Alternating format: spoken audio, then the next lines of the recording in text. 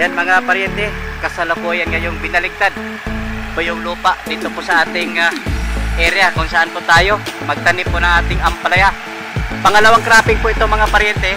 Actually ito po yung naararo na at dapat po kasing tawag po nila baliktarin, kumbaga huhukayin muli kasi gamit po yung ating disc pro. Kung makita ho natin yung pong diplaka na yan, malalim po yung hukay. Ayan o, malalim po yung hukay po niyan mga paryente. Tapos pagkatapos niyan gagamitan po natin ng yung rotavator, yung pagdurog, at saka natin gawa tayo ng flat. Pinapadali po natin ito mga paryente kasi nag-umpisa na po yung pasukan. Baka naman sana sa pagkakataong ito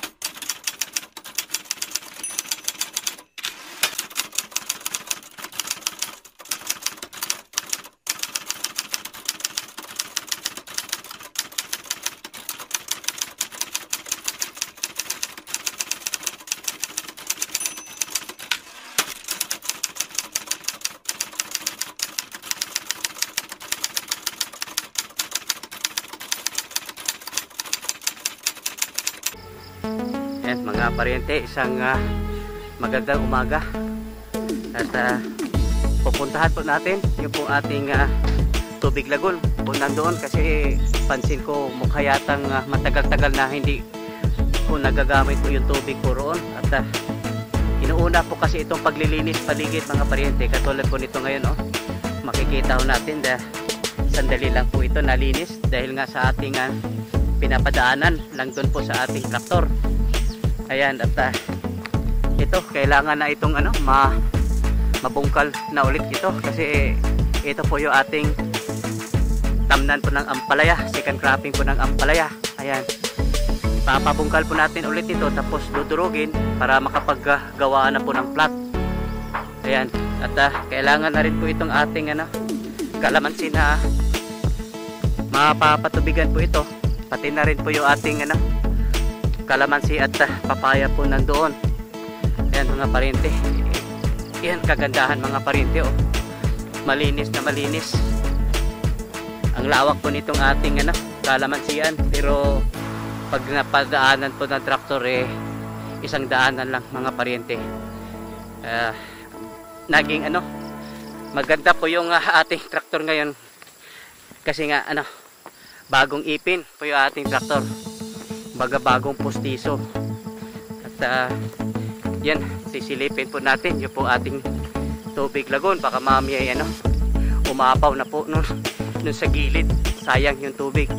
Yung pang ipapagawa ho natin kasamang din pero yung patubig kasi ang dami pong bunga mga paryente itong ating kalamansi at lalo na po itong pag napapatubigan po ito, lalo po itong dadami at saka lalaki po yung bunga po nila.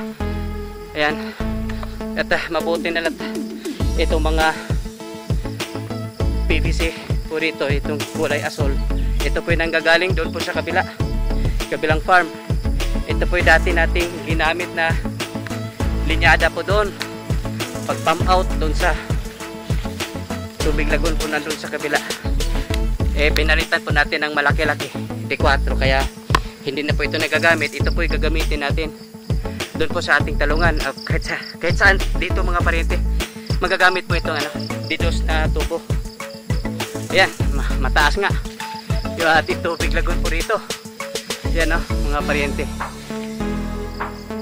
mataas po yung level ng ating tubig lagoon po rito at saka buti na lang hindi siya umapaw, pero tingin ko po kahit mahihirapan po siyang umapaw kasi yung po ating tubig nandoon, yung ating inlet. Yung mangyayari po nito pag ganito taas yung level po niya, hindi na po makakadaloy po yung tubig po rito. Kaya kailangan mababawasan po ito mga pariente, kasi nakaka-epekto po ito doon po sa ating bomba doon sa kabila. Kaya yan po ipapagawa po natin kasamang Denver, kasi kahit sabihin natin ay paminsan-minsan ay umuulan, ay ito namang ating tubig lagon, hindi lang patubig po yan mga pariente. Yan po ginagamit po natin na abono na rin mga pariente. Kaya kahit umuulan, gagamit pa rin po tayo ng tubig lagon. Ayan. Ayan mga pariente, update po tayo dito po sa ating kalamansi na nag-i-intercrop po tayo dito po sa ating papaya. At kikita ho natin mga pariente, malinis na po yung paligid kasi gumamit ho tayo ng herbicide, kasi yun po ating traktor po rito hindi ho makakapasok kasi nag-i-intercrop nga tayo. Ayan, at ang dami na pong bunga mga pariente, yun po ating papaya. Ako, dalawang buwan magmula ngayon mga pariente, tuloy-tuloy na po yung ating pitasan po rito. Ito nga lang isang puno po rito, ang dami po niya ng bunga. At kailangan na rin po itong papatubigan po natin ng tubig lagon, kasi yung tubig lagon mga pariente sa ngayon, yun pong ginagamit po natin na hindi lang pang patubig, pang abono mga pariente. Kasi tumigil po ako magbibigay po ng synthetic fertilizer dito po sa ating mga tanim, at subukan ko gamitin po yung ating tubig lagon, kasi talagang kitang-kita ho natin yung po resulta po niya doon po sa ating doon na lang sa ating talong mga pariente na pinapadaluyan po natin ng tubig lagon. Nanumbalik po yung ganda po ng bunga po ng ating talong. Hindi lang gumanda yung bunga mga pariente, dumarami. Kaya subukan ho natin yung pong ating abono na gagamitin, yung po ating tubig lagon. At paminsan-minsan din naman mga pariente, lalo na pag maliliit po yung ating mga tanim, kailangan pa po natin ng synthetic. Pero sa ngayon, katulad nito, medyo malalaki na po sila, yung tubig lagon ang gagamitin na po natin. Ayan. Yan, update na rin po tayo dito po sa ating dragon fruit mga pariente. Mapapansin po natin namumula yung ibang puno mga pariente. O ibig sabihin ayan, umaarangkada na po yung ating dragon fruit. Ayan doon banda medyo madalang lang po doon. Dito marami po bunga dito banda. At pansin na rin po natin mga pariente, malinis na po yung paligid dito po sa ating dragon fruit. Ayan, yan kagandahan po ng ating traktor na bagong ngipin ngayon. Kitang-kita ho natin mga pariente, napaka linis po ng paligid. At sandali lang po ito, dinaanan lang po ito ng isang beses ng ating traktor gamit po yung rotavator po natin. Ayan, ito na yung resulta po niya mga pariente. Ayan, namumula na po yung ibang puno mga pariente sa bunga po ng ating kaya tayong mga pipitasin na po itong ibang dragon fruit po rito mga pariente. Katulad po ito, mga pipitasin na po itong iba mga pariente. Ayan, sana dadami pa po yung bunga po ng ating dragon fruit. Ayan, yan mga pariente. Ayan, update po tayo dito po sa ating relay cropping po na 3 crops. Pagdating po dati kaninang umaga mga pariente, ito po yung sinalubong sa atin, yung balitang marami daw hindi nakapag-survive, lalo na po dito po sa ating pipino.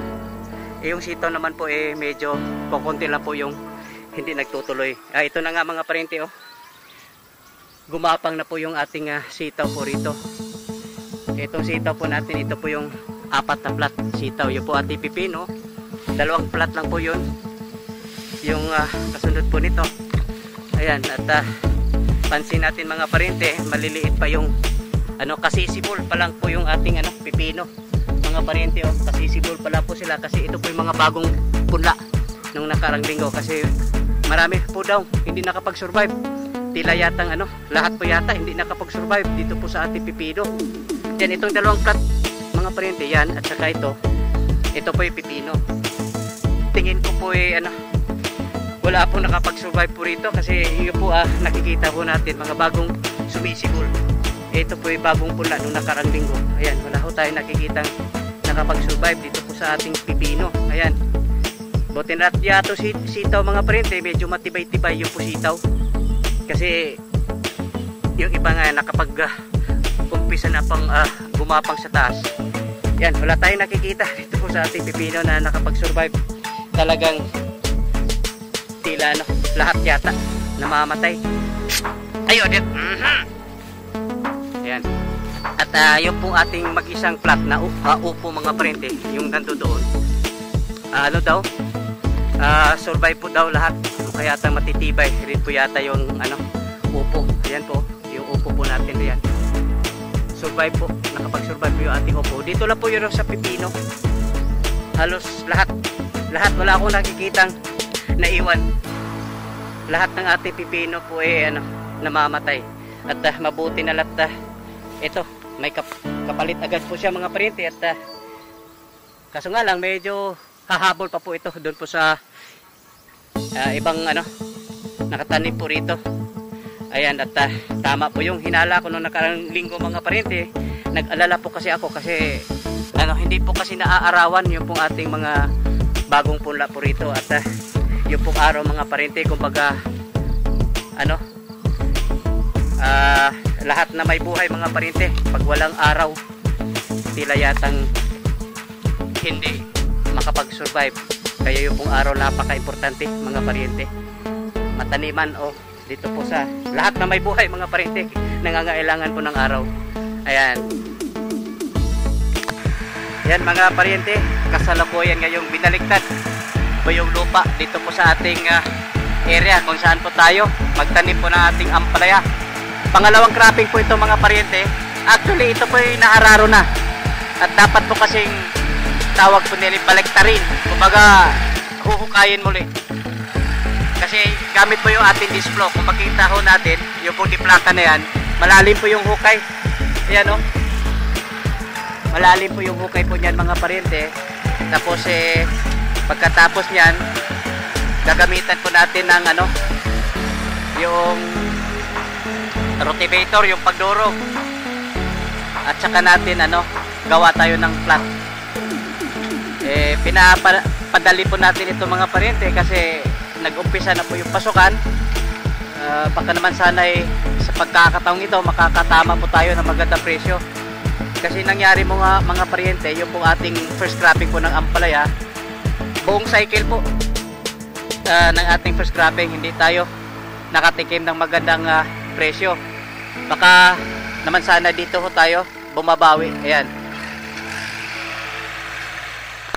Ayan mga parente, update po tayo dito po sa ating kamatis. Naka 5 pitasan lang po tayo nito mga parente. At nagmukha na po silang matanda na mga parente. At saka yung po mga bulaklak po nila mga parente, mayroong mga bulaklak pero karamihan hindi nagtutuloy mga parente. Kasi nga halos lahat ng puno mga parente kumukulot. At yung balita po natin doon din po daw sa sa sudlon, yung pong bulubunduking bahagi po dito sa Cebu, yung ganito din po daw nangyayari sa mga kamatis din po nila. Kaya medyo mabuti na lang nakabawi tayo sa puhunan nito mga parente. Pero ganito naman talaga yung pagsasaka, minsan nalulugi, minsan nakukuha lang yung puhunan, at minsan naman tiba-tiba. Ayan, naalala ko tuloy yung mayroon po kaming binili doon po sa Agri Supply dito lang po sa sa bayan po ng Balamban.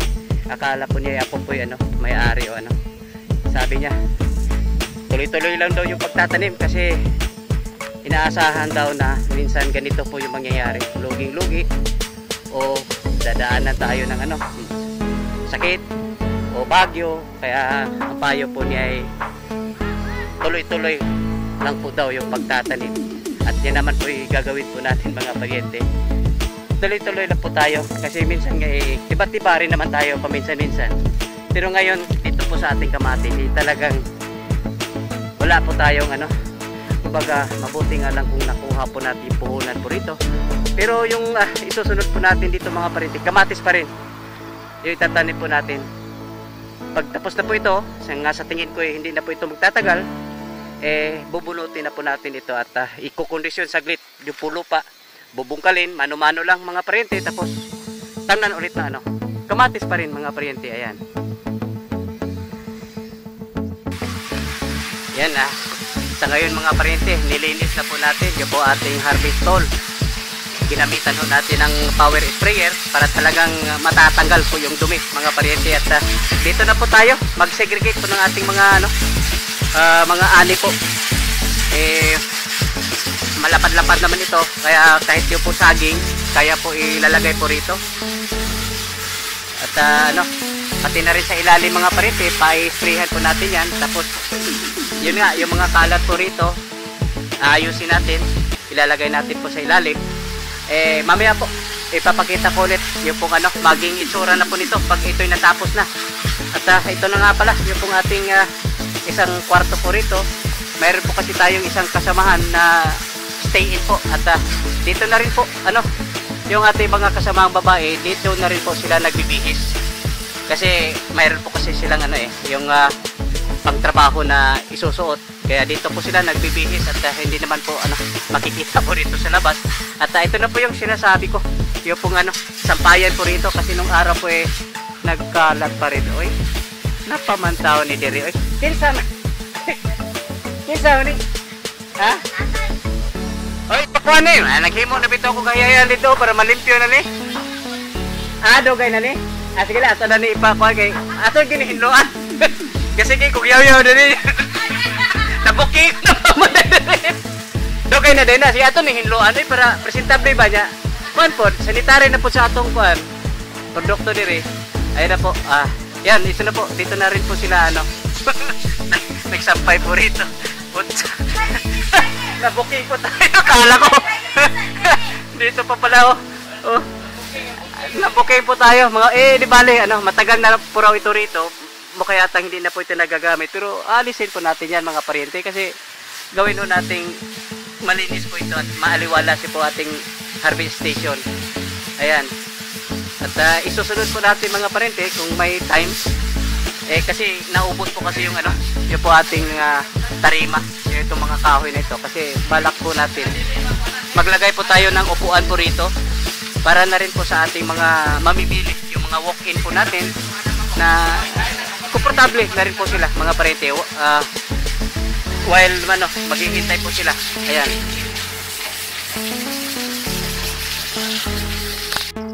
Ayan mga pariente. Yan pong mga sako-sako na yan. Yan po yung mga ipa o rice hull. Ginabi ko raw sila kahapon kasi ang dami po yung nabili po nila at tayo po yung natuwa o nagpapasalamat kasi sa wakas nandito na po yung ating rice hull kasi marami ho na tayong papalitan po rito. Etong isang layer scope po natin, eto mapapalitan na rin po ito ng rice hull.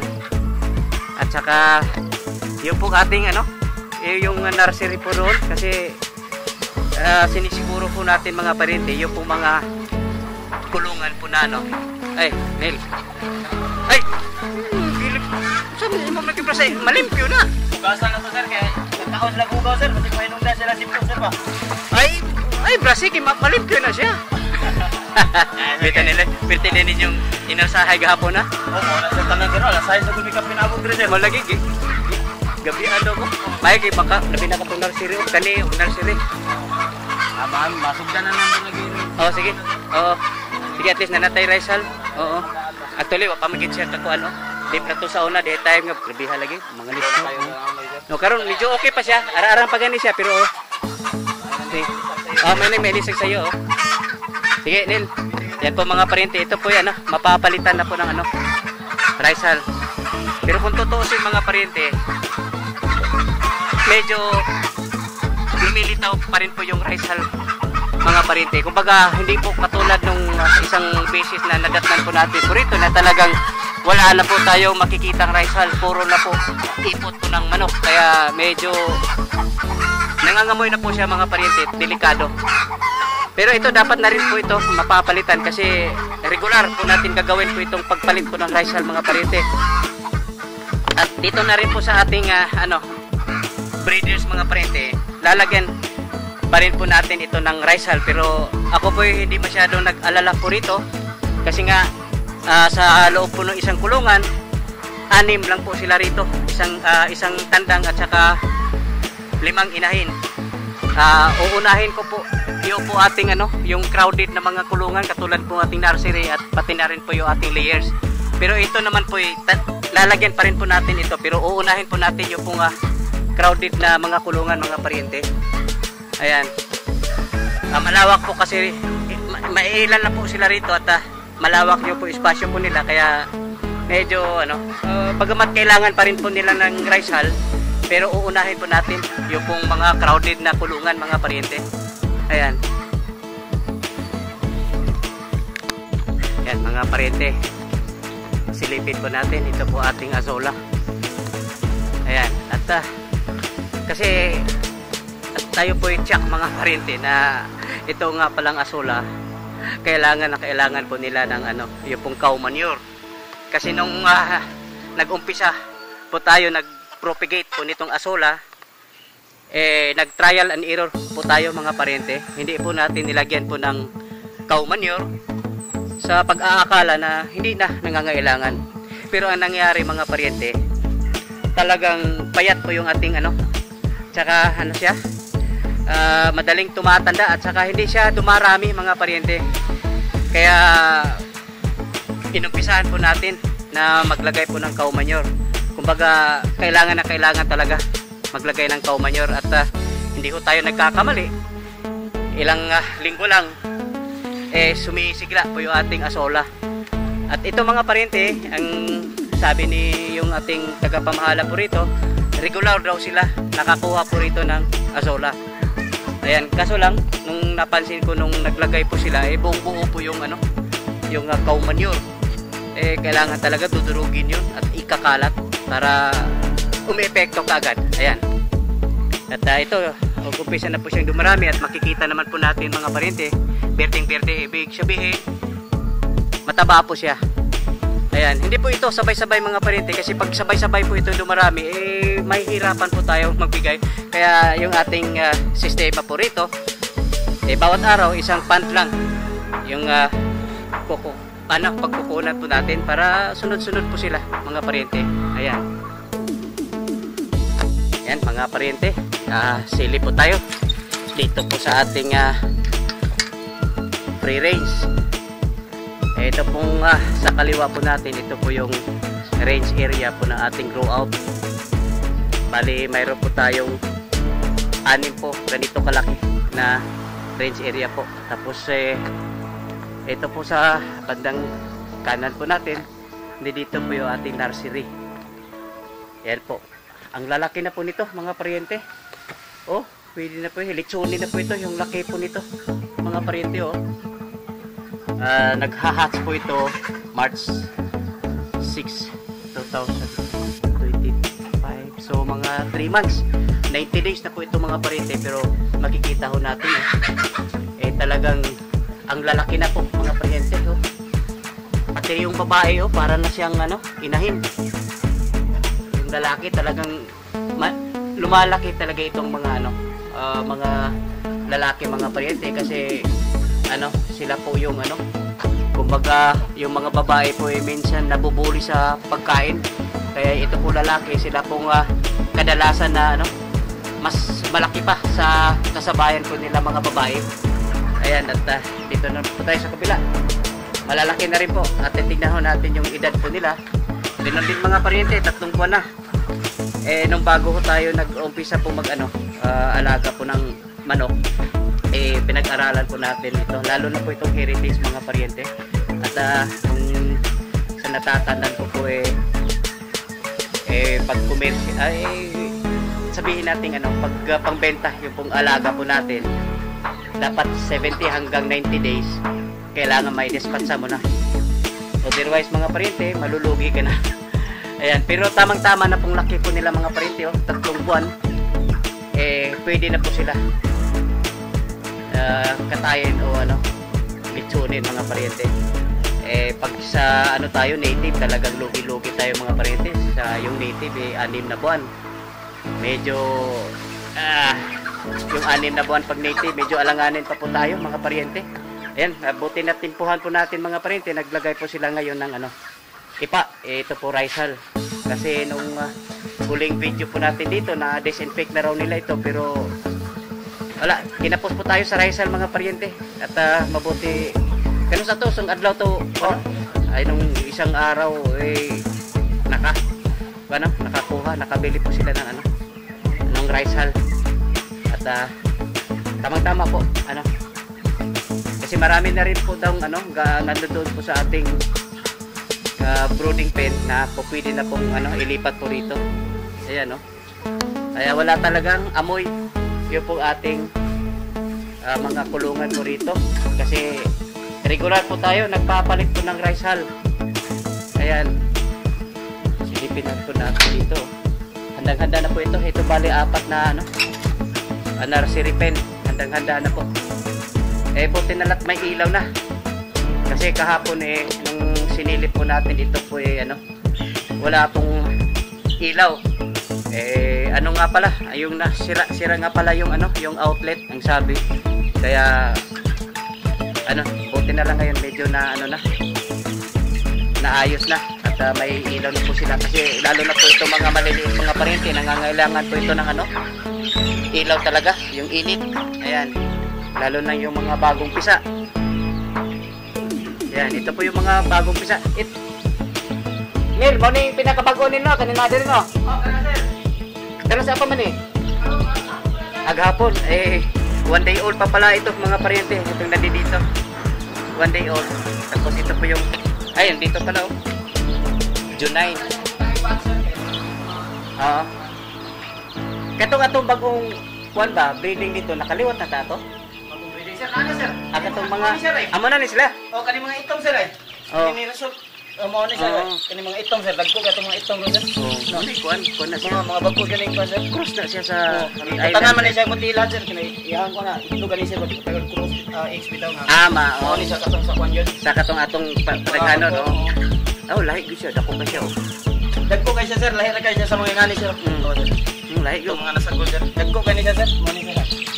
Dapat ay uban dari, nagalito dari sir, dagko kay ni sir. Mao po kay 1 year pa ni siya, isang adlaw pa ni siya sir. Napunto dire dry kitong dagko kay sir.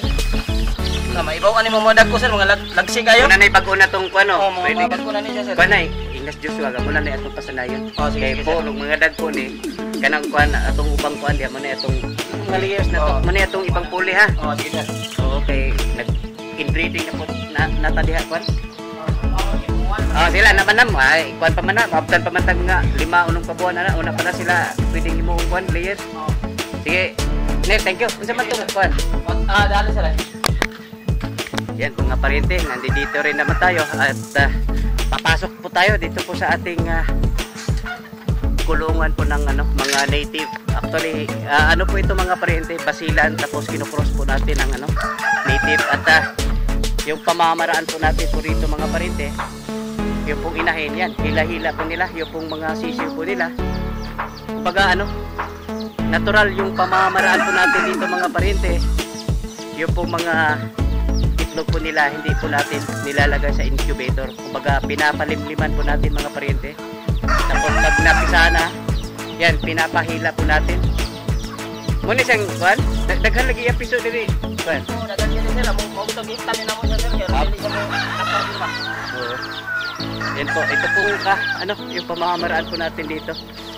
Kumbaga animal welfare pa rin mga pariente. Binibigyan po natin sila ng katulad ng ano, nasa wild pa po sila. Yung pamamaraan po natin dito. Tapos mayroon daw po sila dito itinabi. Kasi ano, pag pinagsama po raw nila ito dito po sa ano, mga malalaki na, binubuhuli po raw ito mga ano. Ayan. Marami din pala mga parente. Ito po yung pansamantala na po ito mga parente kasi napapansin po kasi nila pag ano, nagsama-sama po sila doon sa mga malalaki. Binubuli po ito mga parente, kaya saka na lang daw nila ano, papalabasin ito pag medyo kaya na po silang lumaban o kaya ano, kaya na po nilang dipinsan yung po sarili po nila. At hindi naman po ito magtatagal mga paninti kasi hindi po ito kasama sa ating pagpapalaki po rito. Kasi yung pamamaraan po natin dito para po silang natural. Yung pagpaparami po rito. Oh, yung mga inahin, mga paninti, hila-hila po yung ano, mga sisiw po nila, oh. Ayan. At ang ganda po ng ano, ambience po rito mga paninti. Nasa ilalim po tayo ng ano, kawayan. Talagang malamig po rito mga paninti. At saka mayroon po ano tayo dyan, no? Madre de Agua. Kanang nil, nabiya may gitanom dito nila eh. Madre de Agua daghan.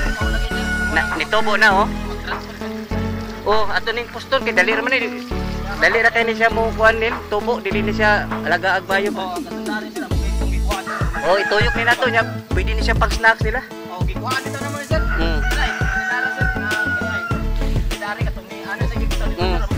Sige kay ora, tambok kay atong kuan oh. Nindot kay maditigo ha. Tambok kay siya ba? Sige, kuan naman ni siya, kuan. Dali ra kay siya. Og makalugar mo, cutting sa gina siya, iugsok lang, limot-limutan lang na. Tubo na lang siya kiya. Tubo ra bita siya giwa sir. Nindot kini siya kay taas po ni siya protina. Para sa mga manok. Oh, pag snacks ba? Gikuha na mo dari, ding ipanghatag mong agaw dari. Oh, nindot po daw na, wow. Makapasilong pa po sila. Pang snacks din na sila sir. Maka pang snacks ni siya nya. Dali, dili kay alagaan nimo log. Imo pasagaan ra lagi dito. Hago lang kag kausara ka tusok nimo. Tubo ra bilang ni yuta na to di tambo kayo. Oh, nindot iyo. Nya, nindot kay lang kuan diri landong. Nindot kay lang pagkapunta gid diri. Amo tagpa nila garaw do. Unsay lagaraw? Lampas sir ba kay amo muna pumiluan. Kawayan yung kanang maka. Ay, kuanta. Nag-order kita mesel Order niyo na? mangyapon mabot sir. O pa mabot? Oh, pag so ako tre nag-order ko nilaglampas oh. Mangyapon. Basta gi-cancel. Oh, katar dari sunta nga. Di naman gutoy lampas ko katong piko ang tumoy. Wala lagi. Naman ta? Nya na may mga tagiya sir. Oo, sige sige, sige sige. hilabot punta sir. Lahabi ang tagi. Sige, sige. Paluapon. Paluapon na nato kay para mahawan po niyo. Okay, labong na sir. Last pa ko na mo kuha ni sir. Ito pagsuko na to pre ko. Pagsuko na ko balik. Last na mo ninyo ka man. Sugo na po kuan. Mas nindot mo katong hinlo ang kawayan sir bagay mga piso bitaw yung tagmay kuan makasud-sud ra bitaw sila tay laog. Wa pud tay mananap makasud sir kay hinlo ato pulipot. Mo gyud.